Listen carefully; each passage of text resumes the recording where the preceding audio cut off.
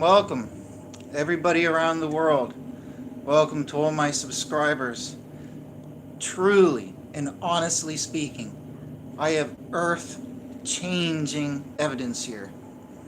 Absolute, absolute, and utter proof of my claims.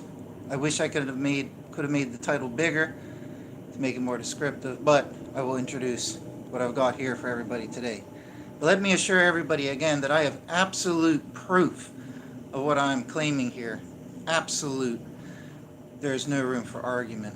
This is astounding and it is earth changing.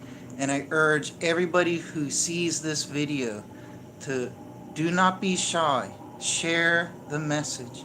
Share the video because it will and can and should change the world. It is not only astounding evidence in support of Jesus and Christianity, but more importantly, like I'm here to show and prove with this video, the evidence, the verses that I have here today prove that the Tanakh, the Jewish Tanakh of Judaism, quotes the book of Enoch. And for everybody who might be new to this, there are 3 books of Enoch. I'm talking about the oldest one, the only authentic one.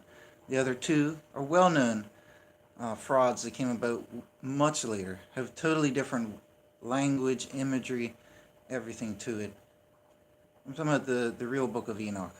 Now, the book of Enoch, I don't want to make this intro too long. The book of Enoch, I'm just saying this because some people might not know anything about it.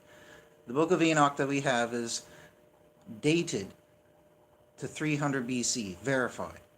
Okay, it was in the Dead Sea Scrolls. Now, this book of Enoch is almost entirely intact as well. So 300 BC, that's concrete, absolute. Now, give or take, it might be 300 and something BC or 290, whatever, but 300 BC, it's that old. Now, the book of Enoch, the great argument is, was it ever Bible canon? Okay? Now, I'm not here to focus on that aspect. I just want to mention my opinion that, yeah, I could argue that it was actually Bible canon. This evidence I have here today would reflect that, and other videos that I'm planning on remaking that branch off more into Christianity. But today I'm focusing more on Judaism, because in Judaism, if you go listen to any of the rabbis, they would tell you, oh no, the book of Enoch is fake. Even the first oldest one I'm talking about, they say, no, it's fake as well.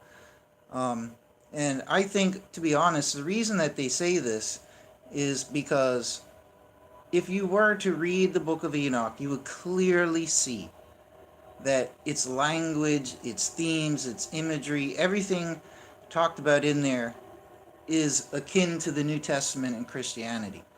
So much so that a lot of people over the millennia have considered that Judaism removed it from the once accepted canon because of this. After Jesus was here and, their, whatever the word is, their angst against Christianity, they didn't like the fact that this book here was being used by early Christians. Because the book of Enoch, like I just said, it totally fits, connects, parallels to the New Testament.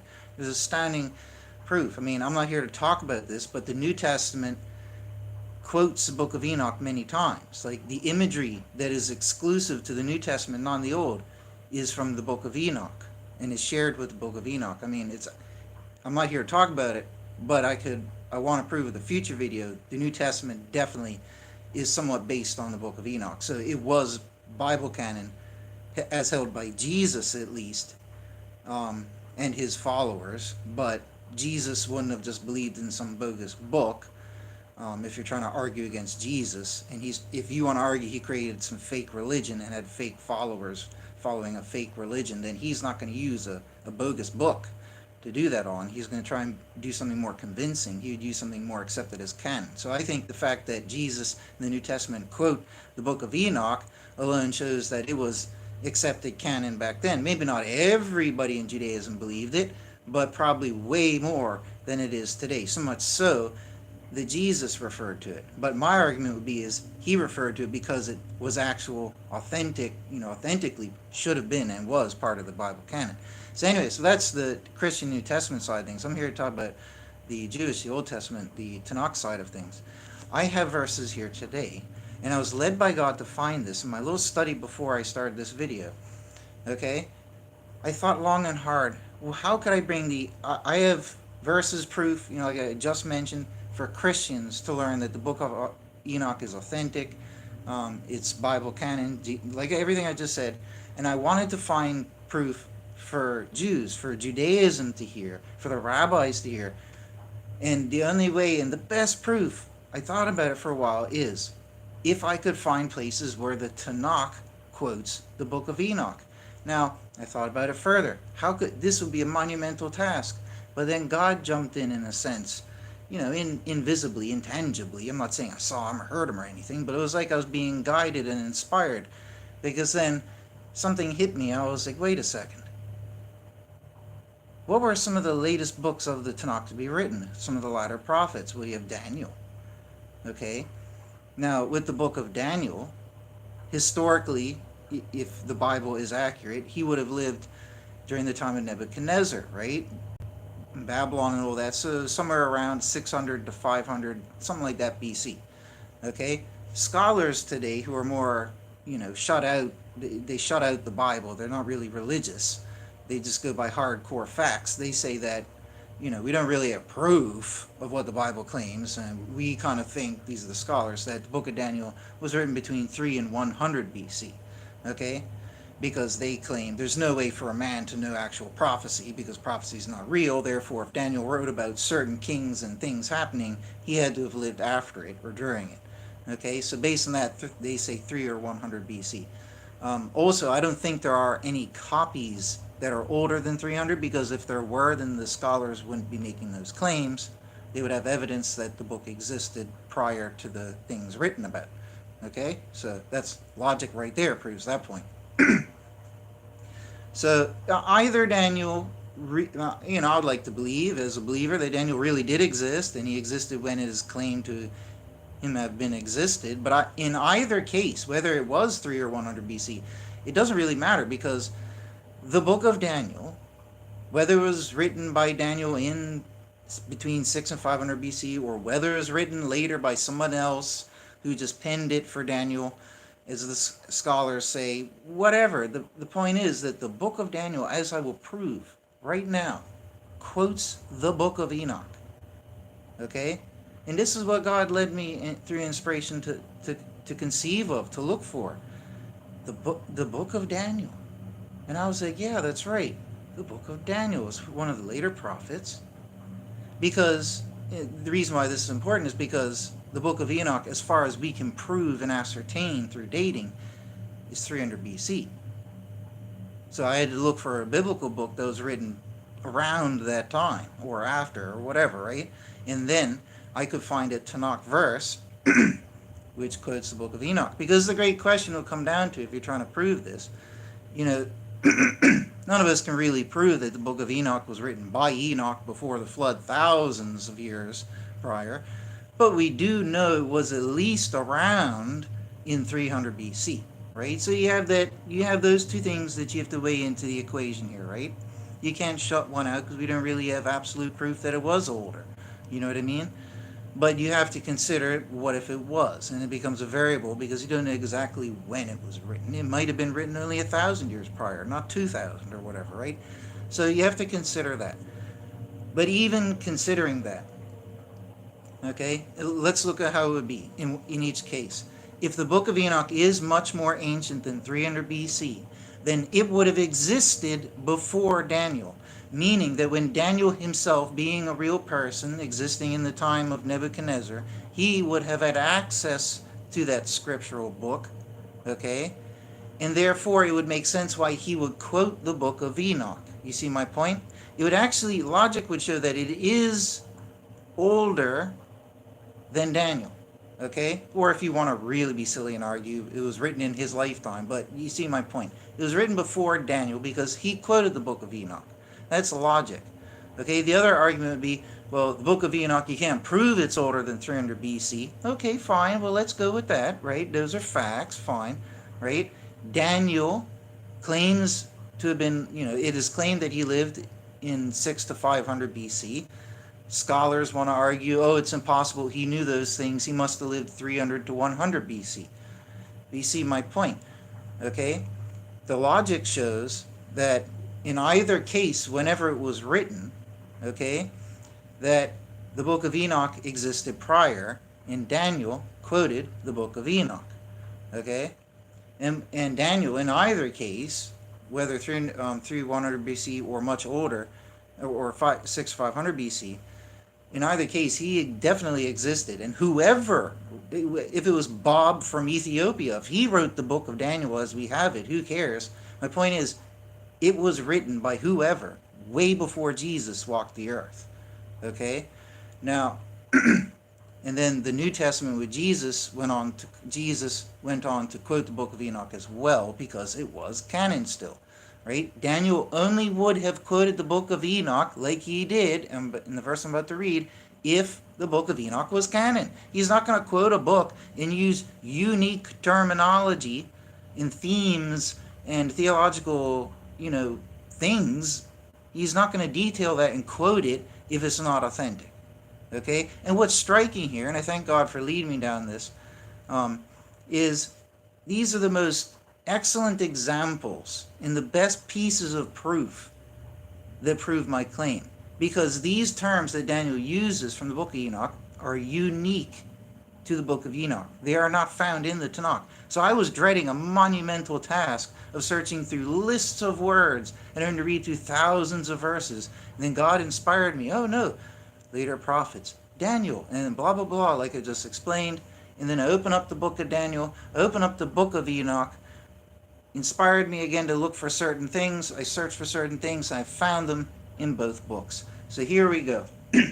Proof that Daniel quoted the book of Enoch. So the rabbis would have to throw the book of Daniel in the trash and just say, oh, well, we dumped the book of Daniel too, like they did once with the book of Enoch ages ago. They would have to dump the book of Daniel after hearing this evidence, because this evidence proves that he quoted the book of Enoch, and the book of Enoch is canon.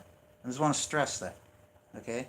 If we go over to Enoch, chapter 46, Enoch says, and there I saw one who had a head of days, this talking about God, and his head was white like wool, and with him was another being whose countenance had the appearance of a man, and his face was full of graciousness, like one of the holy angels.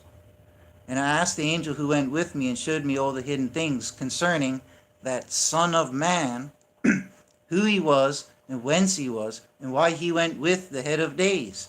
And he answered and said unto me, this is the Son of Man who has righteousness, with whom dwelleth righteousness, and who revealeth all the treasures of that which is hidden. Because the Lord of spirits has chosen him, and whose lot is preeminence before the Lord of spirits, in uprightness forever. And this Son of Man whom thou hast seen shall raise up the kings and mighty from their seats, and the strong from their thrones, and shall loosen the reins of the strong, and break the teeth of the sinners. Most importantly, we have terminology, we have imagery and terminology, language being used here, where it describes God as being, with hair white like wool, okay, and being accompanied by one called the Son of Man. Okay, now if we go over to Daniel 7 here, and we look in verse 9, it says, I was seeing till that thrones have been thrown down, and the Ancient of Days is seated. His garment as snow is white, and the hair of his head is as pure wool, white. His throne flames of fire, its wheels burning fire. And then just verses later, in verse 13, in similar fashion to Enoch there, we see the introduction of the Son of Man. I was seeing in the visions of the night, and lo, with the clouds of the heavens, as a Son of Man was one coming. And unto the Ancient of Days he is come, and before him they have brought him near. And to him, this Son of Man, is given dominion and glory and a kingdom. All peoples, nations, and languages do serve him. His dominion is a dominion age during, that passeth not away, and his kingdom that which is not destroyed. So you see, the same thing being talked about here. And we don't see this type of thing being talked about anywhere else in the Tanakh. Okay? Now, that was, what was that? Enoch 46. Now, in Enoch 46,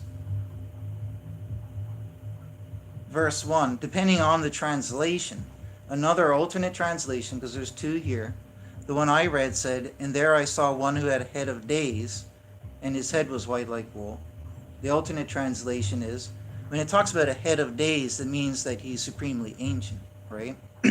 So the alternate translation is, "There I beheld the ancient of days, whose head was white like wool."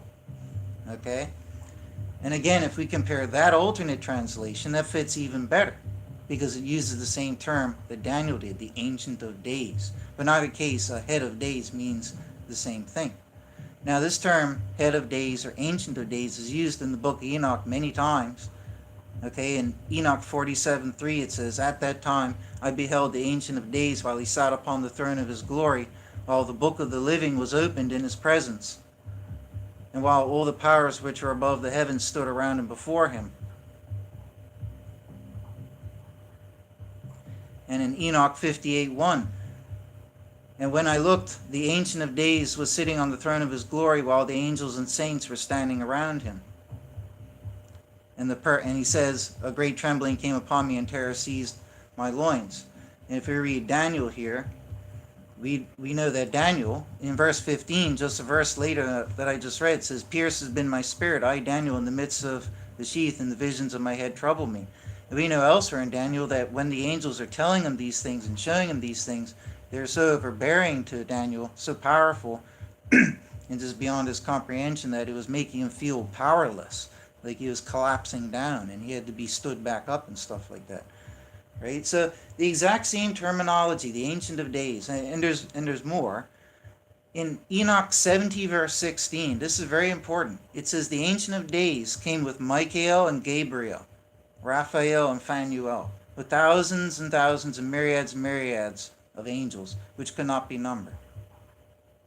Again, we see in the book of Enoch, which we know is at least 300 BC, we see themes, theological themes, that God is being depicted as the Ancient of Days, a supremely ancient one with glorious white hair, who's seated on a cosmic throne, and all the host of beings in the heavens are around him, serving him. You know what I mean? Like honoring him.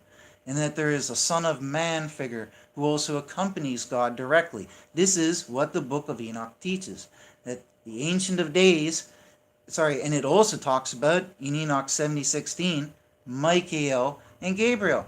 Now, if we look in the book of Daniel, the book of Daniel is the only book in the Tanakh that mentions Gabriel, I do believe. I don't think Gabriel's mentioned anywhere else. I could do a quick check to be sure, but I don't think so. Let's just make uber sure. Gabriel is only ever mentioned in Daniel, and he's mentioned twice. And he is an angel coming to Daniel giving visions. Okay? And if we search for Michael, pretty sure again, Michael only exists. There's other people named Michael. Let's just go through. There's only a few. Just to make super sure. I'm pretty certain it's only in Daniel, but I'm going down the list now. Yep, these are all just random people. Yep, just like I thought. Michael and Gabriel the angels are only mentioned in Daniel. Right? Now let me search Ancient of Days as well while I'm here and just be super thorough, right? Ancient and Days. Let's see if that shows up here. Nope. Ancient of Days only shows up 3 times in Daniel, and they're all in Daniel 7. Okay, or in Daniel 7:9 says, "I was seeing till that thrones have been thrown down, and the Ancient of Days is seated. His garment as snow is white, and the hair of his head is as pure wool." And then 7:13, "I was seeing the visions of the night, and lo, with the clouds of the heavens, the Son of Man was coming, and unto the Ancient of Days he has come." And then in 7:22, "Till that the Ancient of Days has come, and judgment is given to the saints of the Most High, and the time has come, and the saints have strengthened the kingdom." All of this imagery that Daniel has laid out is literally lifted from the book of Enoch. It does not occur in the Tanakh. It literally is exclusive to the book of Enoch. So again, this proves that Daniel believed the book of Enoch was canon. He quoted it, used it as an authority, and wrote one of the most important books of the Bible. And the only way for Judaism to deny my claim here that the book of Enoch was canon, they would have to throw the book of Daniel in the trash. They'd have to deny it and call it fake. That's the only way, because clearly Daniel quoted it. Okay? And Daniel gave, like I said, some of the most important prophecies in all of Judaism's history, talking about their future going off till the end of days and everything like that there. Very, very important. And he wrote that this prophecy is coming from Michael and Gabriel, these great angels, and God was talking to him. So it's very, very important prophecy. It's not like a little quick prophecy that you see hundreds of or whatever, or dozens of throughout the Tanakh. This was a big, chapter-long prophecy. It actually spanned multiple chapters.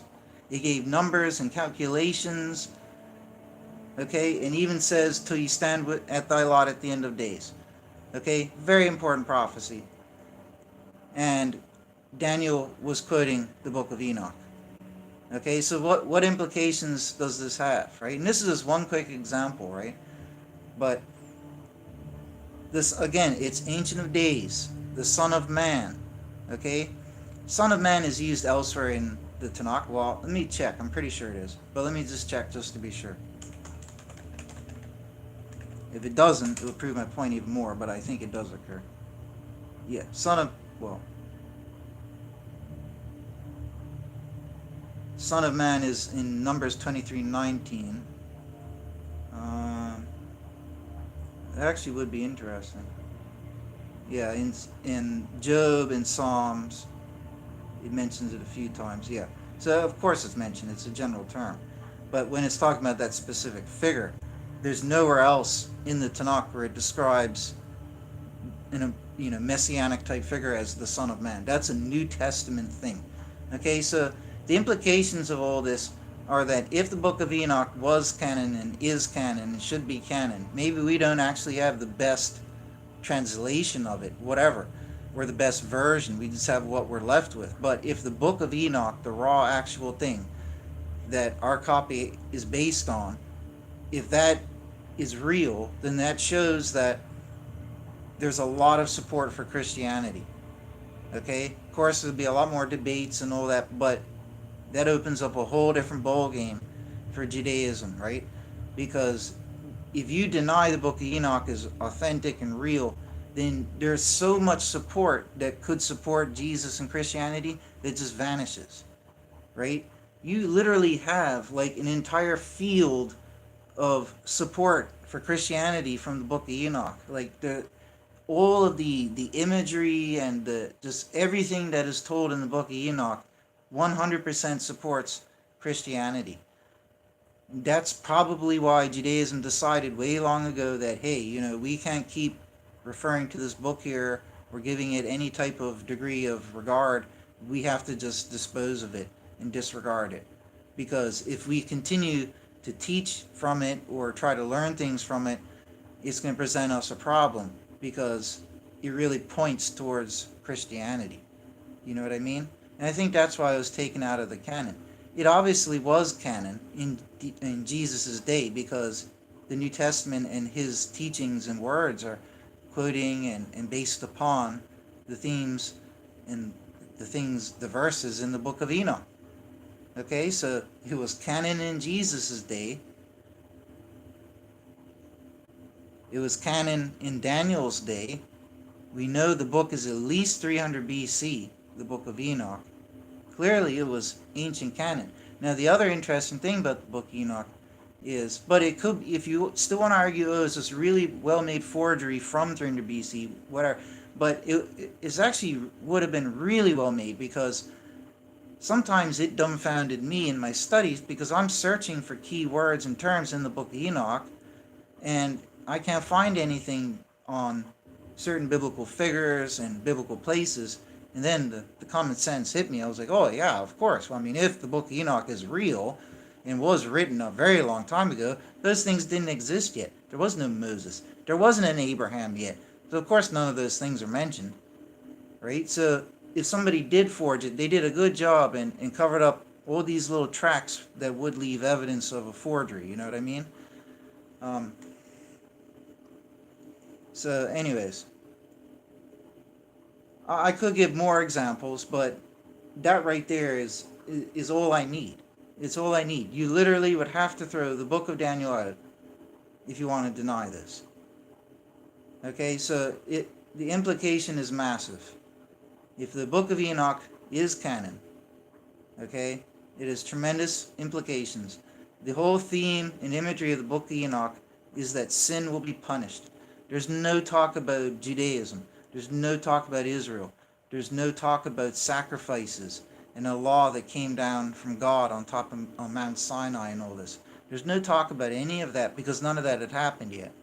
When you read the book of Enoch, the whole concern of the book of Enoch is about ending sin, and that sin will be punished, and teaching sinners that God is real and that he punishes sin. And that after this lifetime you're going to be judged and then sent to either a place of reward or punishment. That's what the book of Enoch teaches from front to cover and theologically lays down, okay, within itself. All right? Now, it's also heavily about this messianic Son of Man figure who's seated next to God on a throne of glory.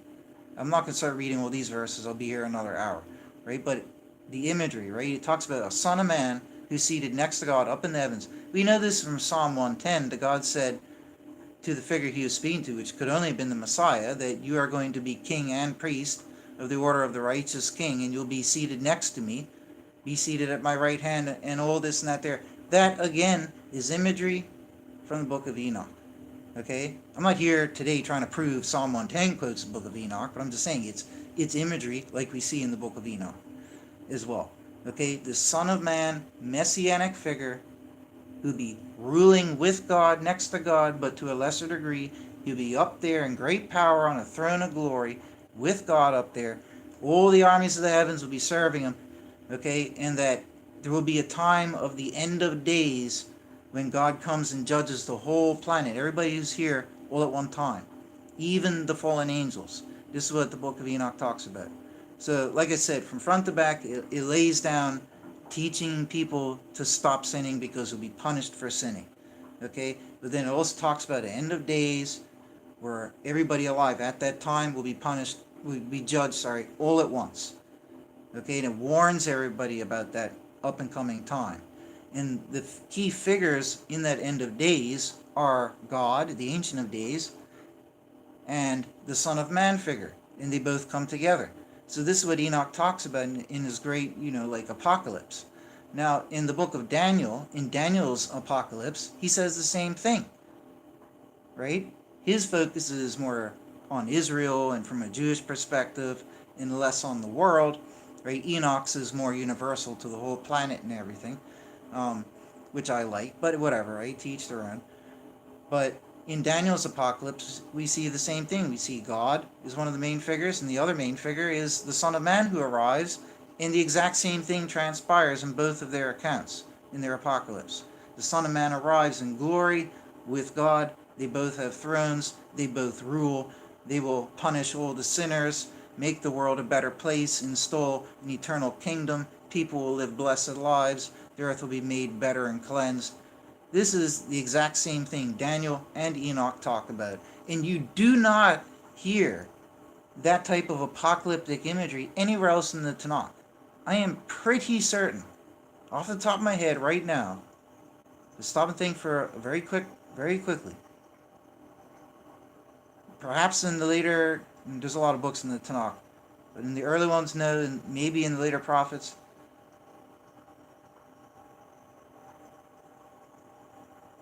I mean, you could argue, I don't want to go down and waste time on this, but I mean, some people could argue maybe like in Ezekiel or Zechariah, where it talks about like Messiah the Prince. But that's fine as well, because it doesn't disprove anything I'm saying. That would also just lend in, it would just show that they're all sharing the same one story that Enoch told in the greatest detail.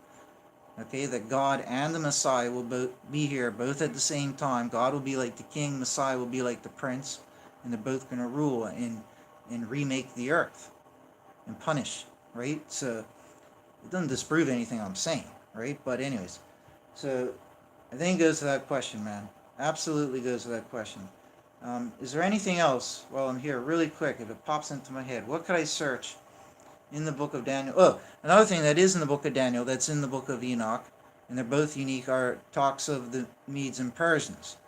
Okay? Some scholars think the book of Enoch is fake because it talks about them. But you know, these narrow-minded people don't understand that it's like Rome existed before they took power. Greece existed before they took power. You know what I mean? The Medes and Persians existed before they took power. So, of course, they existed before 300 BC. I mean, to say that just because it's mentioned in a book that makes a book fake is pretty stupid. But that's what they say. But again, Daniel and Enoch both warn about the beast kingdom. Enoch doesn't call it the beast kingdom, but they warn about the beast kingdom of the Medes and Persians. So that's another thing that they have in common. But you know, there's no point going down other roads. The best evidence is what I showed: the Ancient of Days, the Son of Man, the fact that it talks about Michael and Gabriel. That's all the evidence you need. That's all the evidence. I'll just leave it at that because I don't want the video to be too long. But anyways, God bless you, everybody, and I really hope that members of Judaism, rabbis will watch this. I hope people will show them this, and that they'll see this evidence and understand and reconsider the Book of Enoch. When they read it, it really will point them towards Jesus and Christianity. And I urge them to go study non-Trinitarian Christianity. Go get my systematic theology book from Amazon, study that. It'll show you the non-idolatrous, true and original Christianity, non-Trinitarian, the wholesome version that's kosher. Okay? No reason why any Jewish person should be scared of it. But anyways, I urge everybody because, what if the end of days did come soon? And what if the judgment does come soon? And what if you're right? What if you're wrong? You know what I mean? You have to get things right. Clearly, Book of Enoch is canon. If something's canon, and the great prophet Daniel believed it was canon, then surely you should also likewise believe it's canon. And I can guarantee that most of Judaism hasn't studied the Book of Enoch. They need to study it. And when they do study it, they'll see that it points towards Jesus. 100%. If you throw away the Book of Enoch, there's not much in the Tanakh. There's breadcrumbs that point towards Jesus. I know because I wrote a systematic theology. There isn't that much evidence for Jesus. But when you reconsider with the Book of Enoch, there's a lot of evidence for Jesus. Like I said before, a whole field of support on so many different levels. The imagery, the language, the things talked about, all that stuff. Both theological and apocalyptic. The New Testament stresses to reform in order to be forgiven and be saved. That is the gospel taught in the New Testament. The Book of Enoch teaches that likewise, right? Maybe not verbatim, but it literally says in the Book of Enoch in many places that people must reform. I don't know if you use the term reform, but it's talking about you have to stop sinning. The same thing in essence, but you have to reform because if you don't, you're going to be punished for it. Okay, so it's the same cry out, trumpeting out to the masses of the world in the Book of Enoch that's warning people, hey, look, there is a God, and all this bad stuff you're doing, this is going to be accounted for. The angels in the heavens, God himself are witness to it all. They've accounted for everything you've done, both good and bad. This is what Enoch warns. Okay, and there's nothing bad that you've done that you're going to get away with. It's all going to be punished for. And that's urging people, and warning them that you're going to be recompensed. So that shows you have to reform, and it's the same thing that the New Testament taught, what Jesus taught. In so many places, like 56 places I think it is, teaching you and commanding us to reform. That's the important thing. So anyways, that's what we have to do, folks. God bless you all. Just be careful, because if the end days do come, they'll probably come suddenly, and then we're all going to be judged. So let's all make sure that we have things right before that does happen. Anyways, God bless you all.